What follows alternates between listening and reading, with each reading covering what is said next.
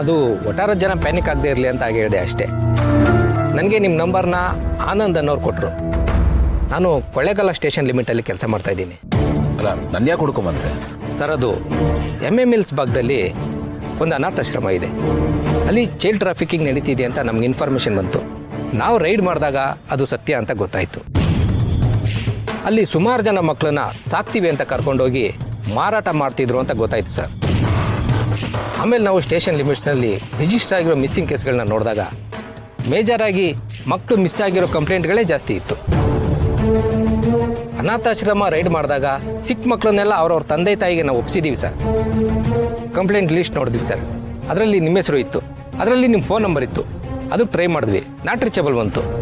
Alternate number ಇನ್ನೊಂದಿತ್ತು, ಅದಕ್ಕೆ phone ಮಾಡಿದ್ರೆ ಆನಂದ್ ಅನ್ನೋರು ರಿಸೀವ್ ಮಾಡಿದ್ರು. ಅವರೇ ನಮಗೆ ಈ ಅಡ್ರೆಸ್ ಕೊಟ್ಟಿದ್ದು ಸರ್. ಅದಕ್ಕೆ ನಿಮ್ಮನ್ನು ಹುಡ್ಕೊಂಡು ಇಲ್ಲಿವರೆಗೂ ಬಂದೆ. ಅಂದರೆ ನನ್ನ ಮಗು ಬಗ್ಗೆ ಏನಾದರೂ ಇನ್ಫಾರ್ಮೇಷನ್ ಸಿಗ್ತಾ ಸರ್? ಇಲ್ಲ ಸರ್, ಮಗು ಕಳೆದೋಗಿ ತುಂಬ ವರ್ಷ ಆಗಿರೋದ್ರಿಂದ ನಾವು ಇನ್ವೆಸ್ಟಿಗೇಷನ್ ಮಾಡಿ ಕನ್ಕ್ಲೂಷನ್ ಬರೋದಕ್ಕೆ ಇನ್ನೂ ಸ್ವಲ್ಪ ಟೈಮ್ ಹಿಡಿಯುತ್ತೆ.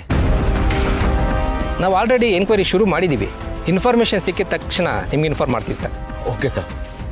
ಇಷ್ಟು ವರ್ಷ ಆದಮೇಲೆ ಈ ಕೇಸ್ಗೆ ಒಂದು ಜೀವ ಬಂದಿದೆ. ನನ್ನ ಮಗಳು ಬದುಕಿರ್ಬೋದು ಅಂತ ಹೋಪ್ ಸಿಗ್ತಾ ಇದೆ ಸರ್ ನನಗೆ.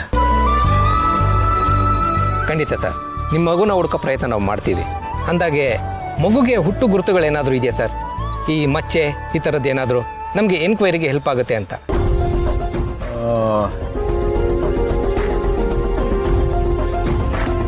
ಇಲ್ಲ ಸರ್, ಅದು ಆ ಥರದ್ದು ಪರ್ಟಿಕ್ಯುಲರ್ ಆಗಿ ಯಾವುದು ನೆನಪಾಗ್ತಾ ಇಲ್ಲ.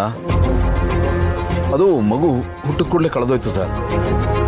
ಎವಿಡೆಂಟ್ ಆಗಿ ತುಂಬ ಕಣ್ಣಿಗೆ ಕಾಣುವಂಥ ಯಾವ ಮಾರ್ಕ್ಸ್ ನಾನು ನೋಡಲಿಲ್ಲ.